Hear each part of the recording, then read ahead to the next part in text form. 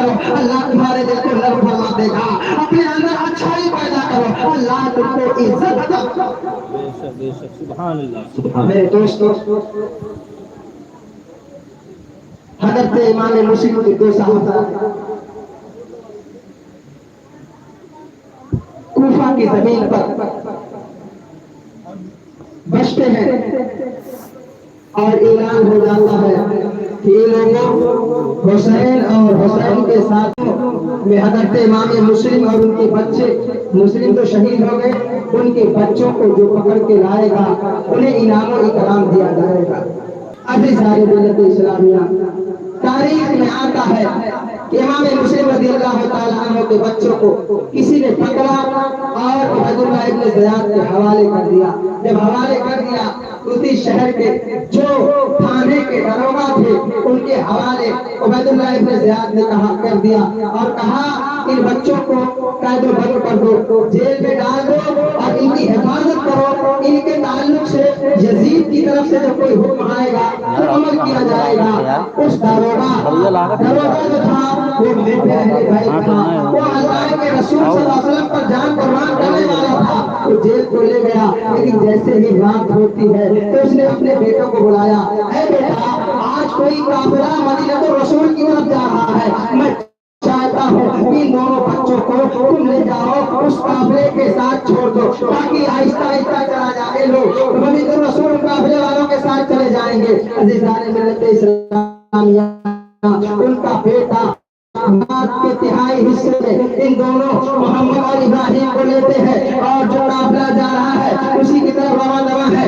جب قافلہ دور نکل جاتا ہے, قافلہ پاتے نہیں ہے لیکن دھول اڑ رہی ہے, ایسا معلوم ہو رہا ہے کہ قافلہ ادھر سے جا رہا ہے. اب اس داروغہ کے بیٹے نے کہا, اے ننھے منھے بیٹے, اے محمد اور ابراہیم, یاد رکھو, دیکھو مجھے لگ رہا ہے کہ قافلہ وہ جا رہا ہے, جلدی سے دوڑ کر کے قافلے کے ساتھ ہو جاؤ اور جب قافلہ مدینہ چلا جائے گا تو آپ بھی مدینہ پہنچ جاؤ گے اور جب آپ مدینہ پہنچ جاؤ گے تو آپ حفاظت میں آ جاؤ گے. اس لیے کہ رسول اللہ کا شہر مدینہ, وہاں آپ کو کوئی خطرہ نہیں ہوگا.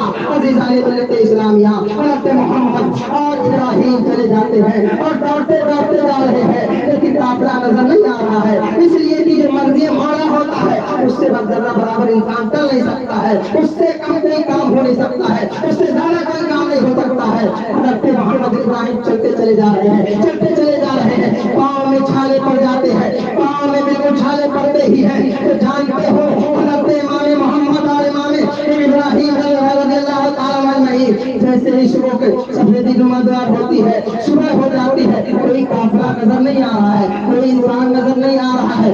آپ لوگ حیران و پریشان ہو جاتے ہیں اور اپنے بھائی سے محمد کہتے ہیں, ابراہیم ہم رات بھر چلتے رہے, رات بھر چلتے رہے, لیکن ابھی تک ہم نے کوفہ کے سرحد کو پار نہ کر پائے. اللہ اکبر. حضرت محمد اور ابراہیم جب یہ دیکھتے ہیں کہ صبح کی سفیدی نمودار ہو گئی تو آپ لوگ ڈر جاتے ہیں, سہم جاتے ہیں, اب کیا ہوگا. کوئی اگر پکڑ کر کے عبید اللہ ابن زیاد کے پاس لے کر چلا جائے گا تو ہمیں بھی قتل کر دیا جائے گا. یہ لوگ کیا دیکھتے ہیں, ایک تالاب ہے, تالاب کے کنارے ایک بڑا سا درخت ہے, اس درخت میں ایک ایسی جگہ بنی ہوئی ہے جو چھپنے کے محمد اور ابراہیم اسی جگہ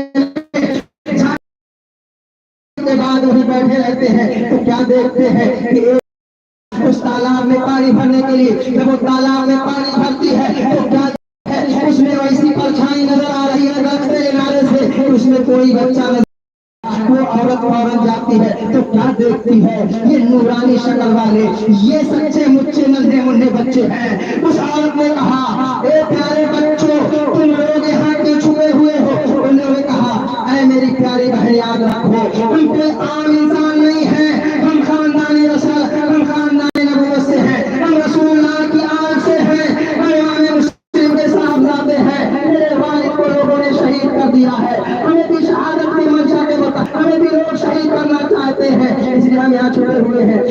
اے پیارے بچوں یاد رکھو, میں جس گھر کی خادمہ ہونا, جس گھر کی نوکرانی ہونا, اس گھر کی مالکن خادم رسول اللہ ہے. پہلے بچہ دھار